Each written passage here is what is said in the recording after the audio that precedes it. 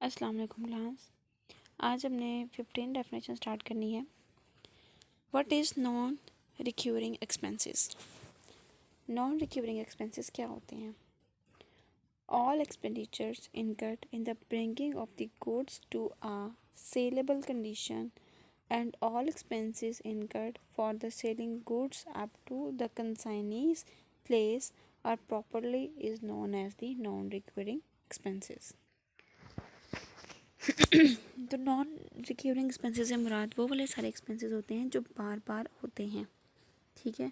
यानी कि all those expenses इनकर ऑफ ब्रिंगिंग द गुड्स, जो चीज़ को लाने में, वो आगे हो गया, ठीक है, चीज़ को लाने में और बार बार चीज़ को सेल करने के दौरान हमें करने पड़ते हैं। मसलन कि अगर हमने चीज़ भिजवानी है तो जो किराया है, फ्रेट है या कैरिज है, या हमने एक्सपोर्ट करवाई है चीज़, बाहर के मुल्क भिजवाई है या बाहर के मुल्क से मंगवाई है, तो ऐसे ख़र्चे सारे जो हैं वो बार बार होते हैं और ऐसे एक्सपेंसेस को नॉन रिक्यूरिंग एक्सपेंस कहते हैं।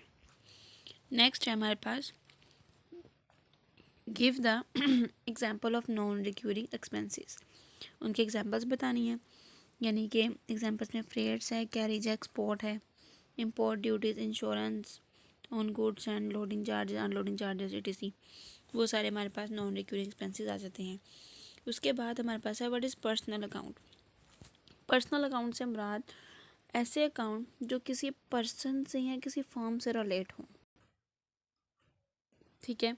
यानी कि अब हमने किसी से कोई चीज़ ख़रीदी है, उधार ख़रीदी है, तो हम उसका नेम लिखेंगे।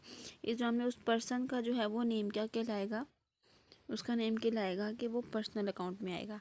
अगर हम जो है वो किसी को उधार चीज़ बेचते हैं तो हम जाहिर सी बात है उसका नेम लिखेंगे, इस सूरत में उसका नेम भी पर्सनल अकाउंट आएगा।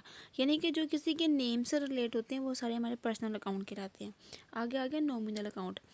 याद रखिएगा जितने भी हमारे एक्सपेंसेस होते हैं वो सारे के सारे नॉमिनल अकाउंट कहलाते हैं, ठीक है। इसमें जो है वो एक्सपेंसेस और गेंस, यानी कि एक्सपेंसेस और हमारे पास जितने भी गेंस हैं, यानी कि जो हमारी आमदनी होती है या जितने हमारे लॉसेस होते हैं, वो सारे के सारे हमारे पास क्या कहलाएंगे, नॉमिनल अकाउंट आएंगे। इसमें डिस्काउंट है, सैलरी है, रेंट है, रिपेयर है, वो सारा कुछ इसमें आ जाता है।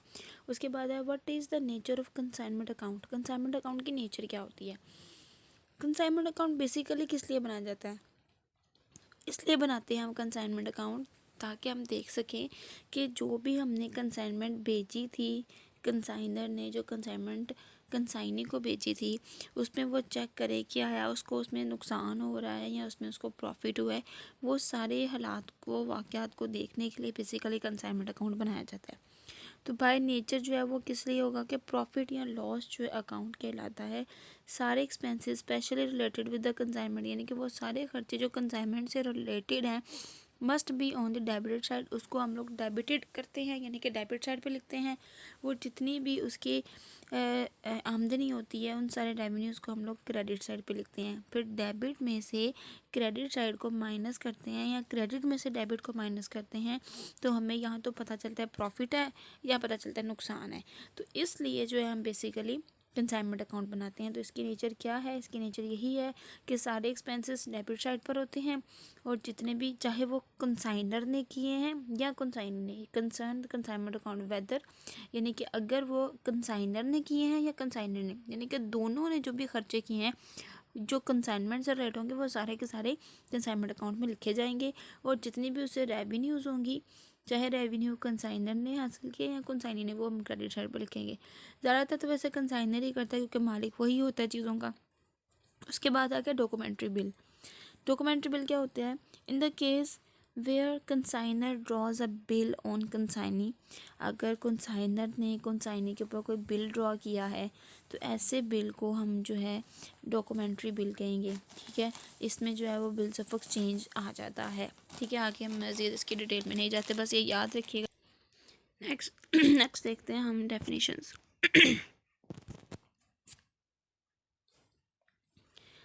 Define unloading, define the term unloading. अच्छा, अनलोडिंग में अब क्या होता है?